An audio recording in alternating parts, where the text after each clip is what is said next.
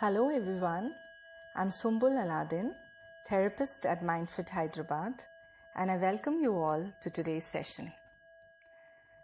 So today we take a look at the value of forgiveness and its relationship with healing.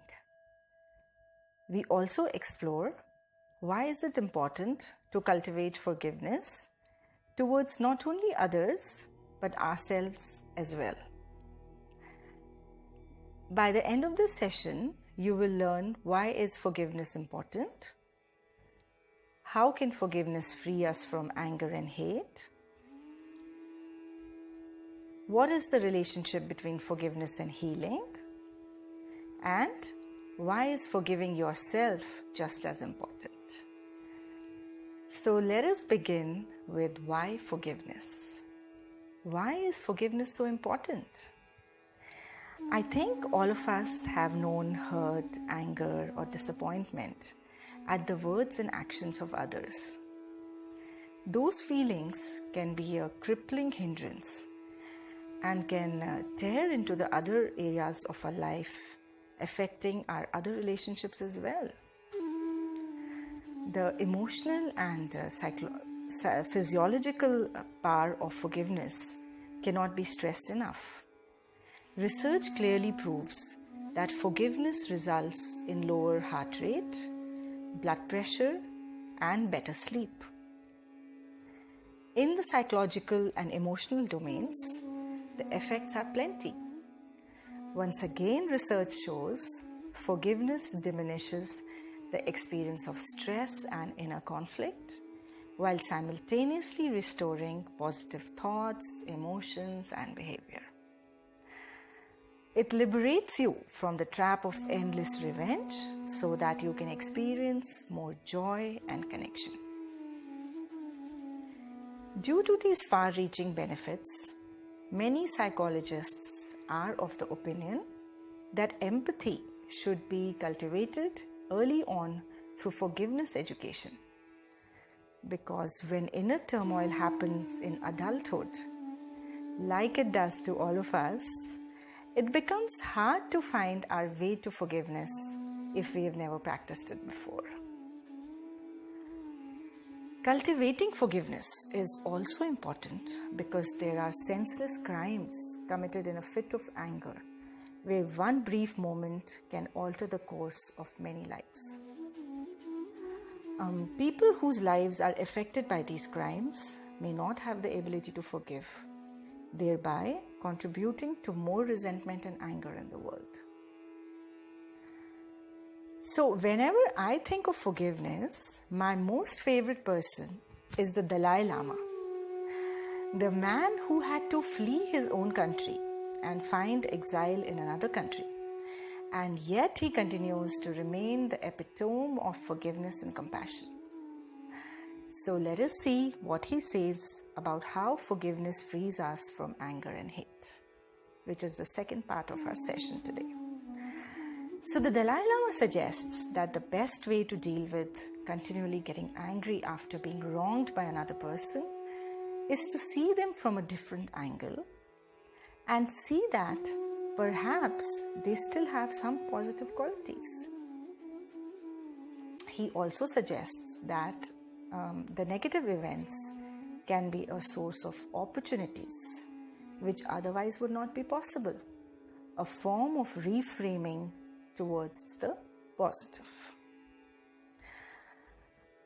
Generating universal compassion is another way of dealing with anger that aids in cultivating forgiveness and can be accomplished through reflecting on how we are all connected as humans.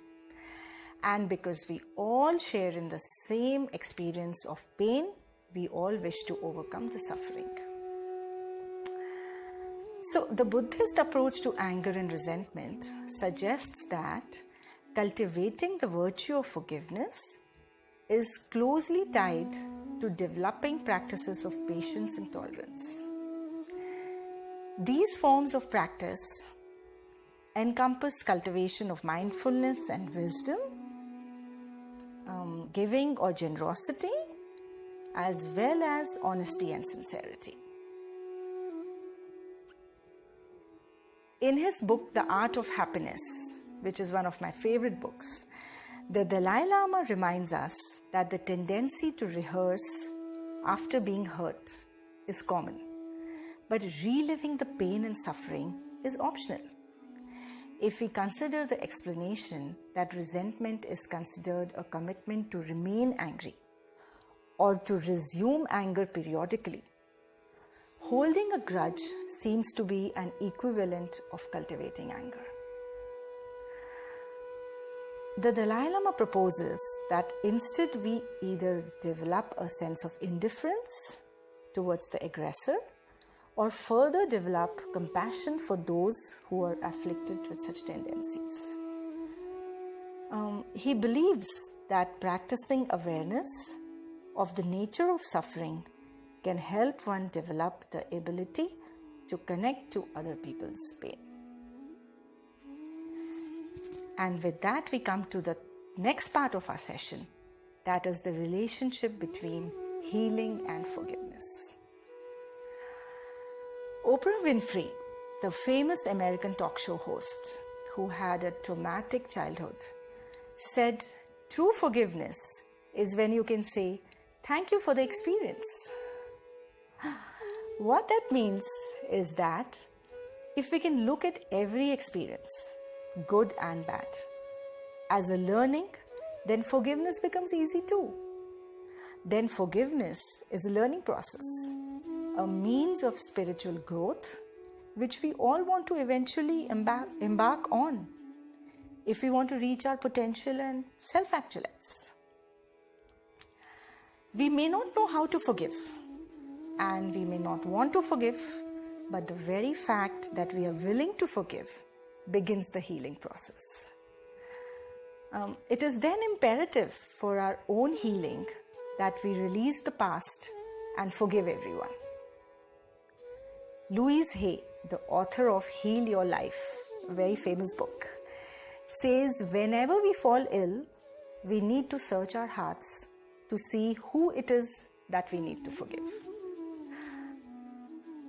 I forgive you for not being the way I wanted you to be. I forgive you and set you free. Saying this affirmation actually sets you free. And remember, the very person you find the hardest to forgive is the one you need to let go of the most. So I have heard a lot of people say, and I'm sure even you have, I always forgive, but I don't forget.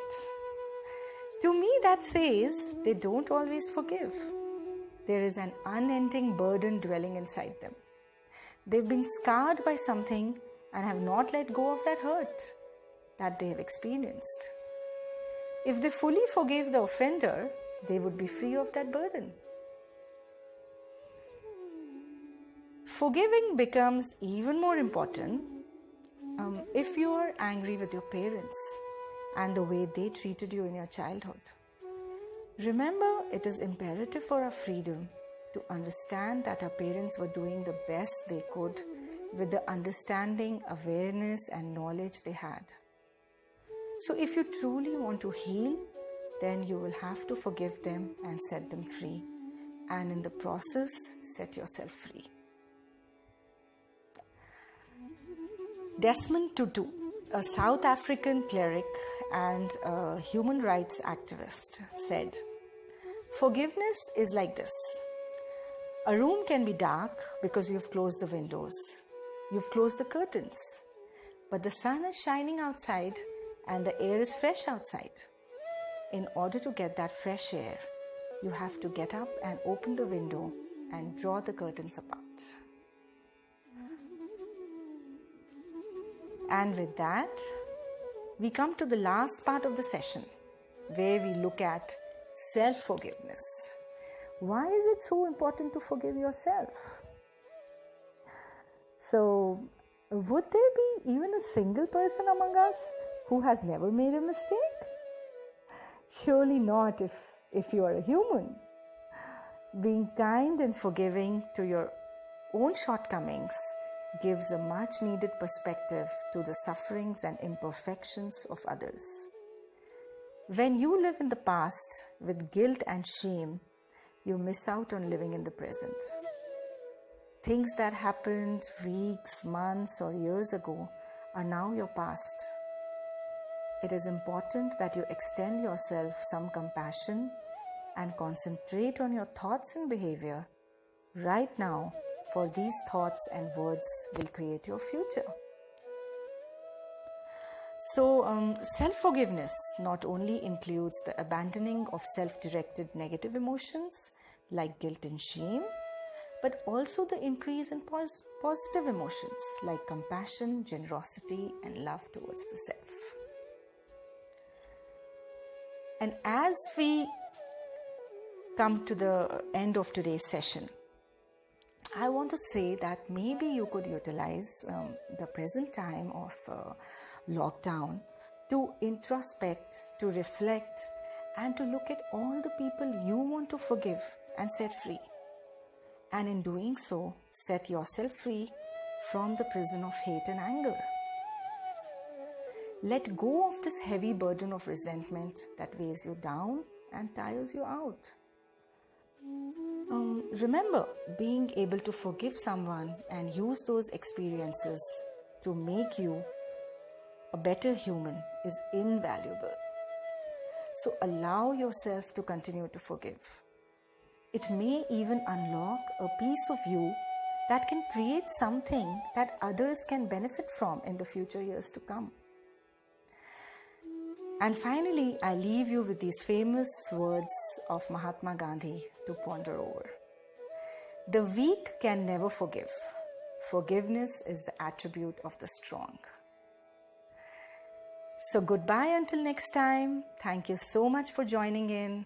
Have a great week ahead and stay healthy and safe.